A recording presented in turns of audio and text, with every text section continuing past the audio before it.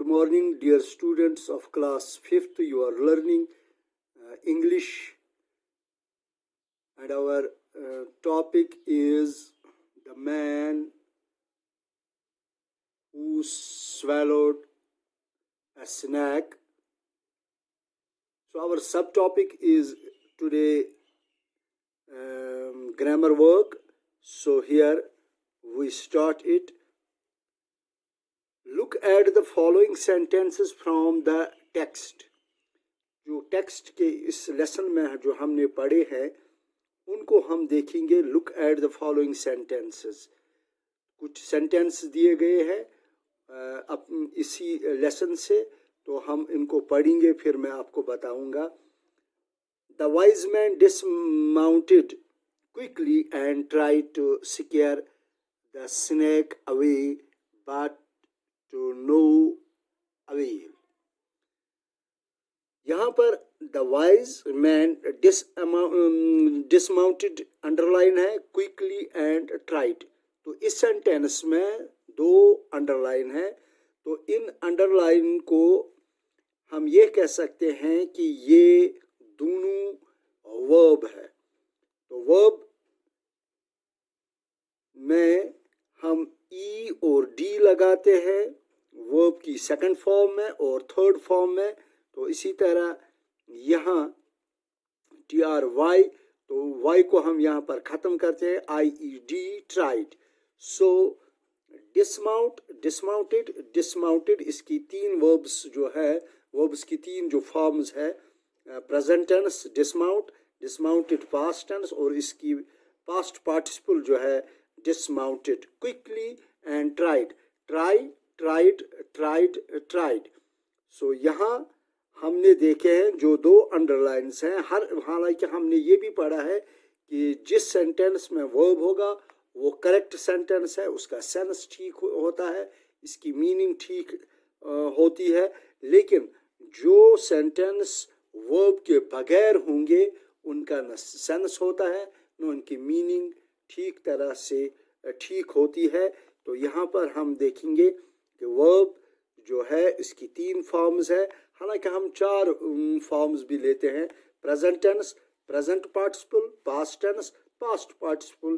तो अगर हम यहाँ पर लिखेंगे dismount, dismounted, dismounted, dismounting, try, try, tried, trying.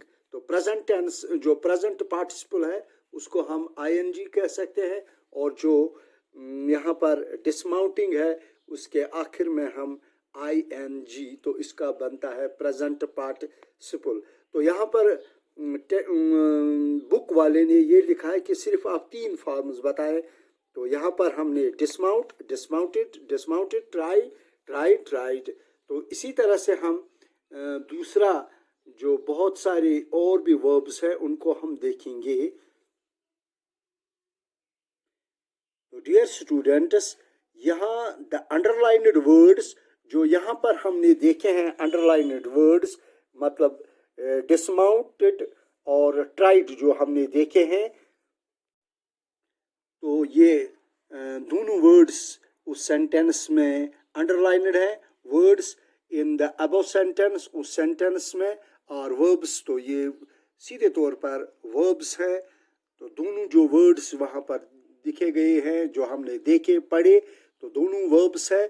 These verbs are regular verbs. तो इनको हम कहते हैं regular verbs. There are two kinds of verbs, that is regular verb and irregular verb. तो इसी तरह से हम these verbs are regular verbs. A regular verb जो होता है is a verb which has ed. तो regular verb में जो वर्ब के आखिर में ईडी आता है इसको हम ये रेगुलर वर्ब कहते हैं, या वर्ब के आखिर में सिर्फ डी ही आता है, इनको हम रेगुलर वर्ब्स कहते हैं. In the past tense and past participle. तो इनके पास्ट टेंस और पास्ट पार्टिसिपल में ईडी और डी आता है फॉर्म्स. तो इससे बनते हैं ईजी. यहाँ पर लिखा है फॉर एग्जाम्पल ईजी. तो यहाँ पर टॉक, टॉकड, टॉकड.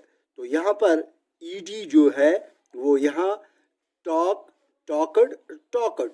तो इसी तरह से डांस, तो यहाँ पर ई पहले ही मौजूद है, अब ईडी हमें यहाँ नहीं लगाना है बल्कि हमें सिर्फ ये डी लगाना है। डांस, डांसड, डांसड। तो इसी तरह से सेट, से का हो गया सेट, सेट। तो यहाँ पर वाई खत्म हो गया है, तो जो वर्ब वाई पर खत्म होता है, जो वर्ब इसी तरह हमने जो पहले देखा कि ट्राइड, ट्राई, वो भी वाई पर खत्म होता है, उसको हम आई और डी लास्ट पर लगाते हैं। तो यहाँ पर whereas other verbs which do not need ed or d for forming past tense and past participles are called irregular verbs। तो हम उनको irregular verbs कहते हैं जिनके आखिर में ed और d नहीं आता है। यहाँ ed आता है और d आता है तो regular verb, यहाँ ed और d का फॉर्मेशन नहीं होता है for forming a past tense. तो पास्ट टेंस बनाने के लिए ईडी और डी की ज़रूरत नहीं है, तो पास्ट पार्टिसिपल में भी ईडी और डी की ज़रूरत नहीं है। तो इन ऐसे वर्ब्स को हम कहते हैं इर्रेगुलर वर्ब। जैसे यहाँ पर कट, इसको हम कटेड नहीं कह सकते हैं बल्कि हम इसको कहते हैं ये रेगुलर ही, ये इर्रेगुलर है, इसमें न ईडी आएगा न डी। Cut, cut, cut. इसी तरह गो, गो का वेंट, गॉन, न इसमें ईडी आया न इसमें ईडी आया, तो यहाँ पर टेल, टेल्ड नहीं आएगा बल्कि टेल का आएगा टोल्ड, टोल्ड। तो इसी तरह फीड, फैट, फैट।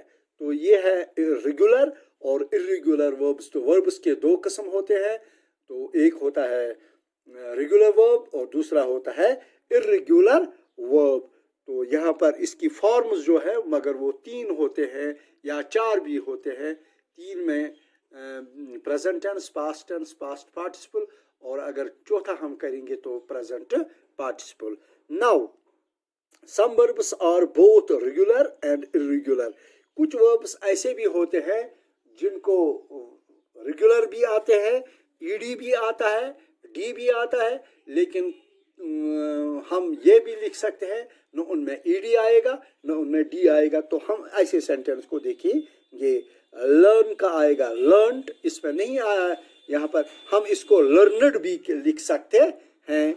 यहाँ लर्नड है तो यहाँ एंटी, तो यहाँ पर हम लर्नड भी लिख सकते हैं, लर्नड भी लिख सकते हैं, या लर्नड भी लिख सकते हैं, लर्नड भी लिख सकते हैं। इसका पास्ट टेंस, इसका पास्ट पार्टिसिपल, ये भी इसका पास्ट टेंस, पास्ट पार्टिसिपल, ये लर्न का हो गया। इसी तरह स्पॉइल, स्पॉइल्ड, स्पॉइल्ड, या यहाँ पर स्पॉइल्ड, स्पॉइल्ड।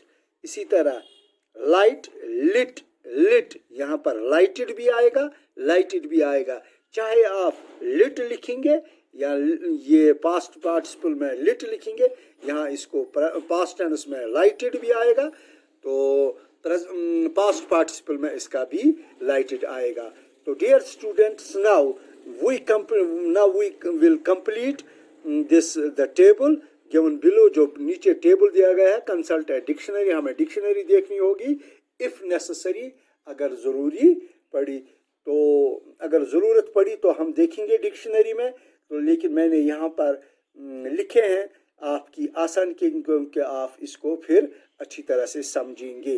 बी का आएगा वाज या वायर, अगर सिंगुलर में आएगा वाइज, वाज, अगर प्लूरल में है तो वायर। तो इसी तरह से यहाँ पर बीन आ जाएगा।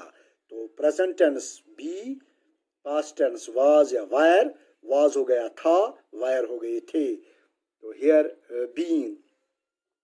इसी तरह बीट है, इसका आएगा बीटन और बीटन। इसी तरह एक और है बैट, ये रेगुलर रहेगा, इसमें कोई ईडी नहीं आएगा। बैट, बैट, बैट, तीनों है। जिस तरह हमने यहाँ पर देखे हैं कट, कट, कट, तो इसमें न ईडी आया न डी आया, तो इसमें भी न ईडी आएगा कट में यहाँ पर cut, sorry, bat, bat, bat और बैट तीनों एक ही साउंड है, एक ही प्रोनाउंसिएशन है।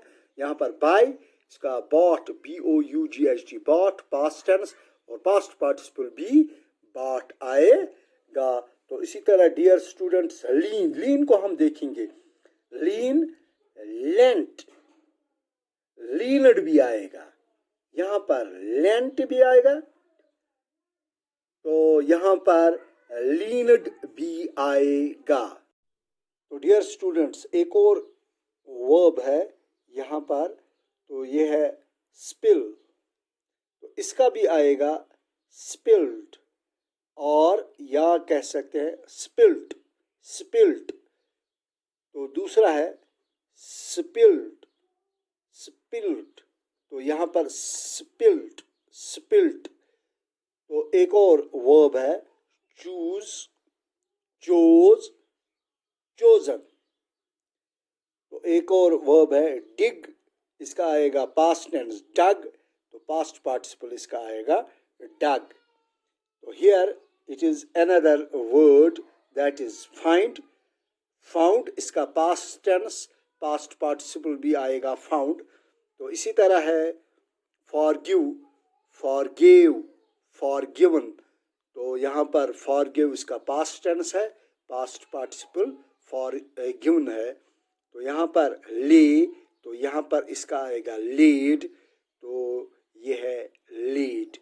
तो यहाँ पर हम देखेंगे सी, पास्ट टेंस इसका आएगा सा, सीन इसका पास्ट पार्टिसिपल है, sink, sank past tense, sunk हो गया इसका पास्ट पार्टिसिपल, स्प्रिंग, तो यहाँ आएगा स्प्रैंग, स्प्रंग, तो पास्ट पार्टिसिपल है स्प्रंग और स्प्रिंग है पास्ट टेंस। तो यहाँ पर है sting present tense, stung past tense, तो यहाँ पर पास्ट पार्टिसिपल भी इसका स्टंग ही आएगा। तो यहाँ पर एक और वर्ड है टेक, इसका पास्ट टेंस टुक और इसका पास्ट पार्टिसिपल जो है वो है टेकन। तो dear students, here I conclude this class. Tomorrow we will do more grammar. till then लेकिन ये भी बताऊं कि मैं इसका लास्ट पर एक PDF डालूंगा आपकी असाइनमेंट्स के लिए। तो पहले हम इस एक्सरसाइज को, इस ग्रामर वर्क को हम कंप्लीट करेंगे। पहले हमने क्वेश्चन पेपर्स, क्वेश्चन इसके कंप्लीट किए, फिर हमने देखे कि लैंग्वेज वर्क क्या है, फिर हम अब कर रहे हैं आज जो हमने ग्रामर वर्क किया है इसका अभी कुछ और है, डायरेक्ट इनडायरेक्ट, वो भी हम कल सीखेंगे। लेकिन लास्ट पर मैं आपको एक PDF दूंगा, उस PDF में आप अपना जो ये होमवर्क है वो अपनी नोटबुक पर लिखेंगे। तो यहाँ पर मैं आपसे इजाज़त चाहता हूँ। खुदा हाफिज़।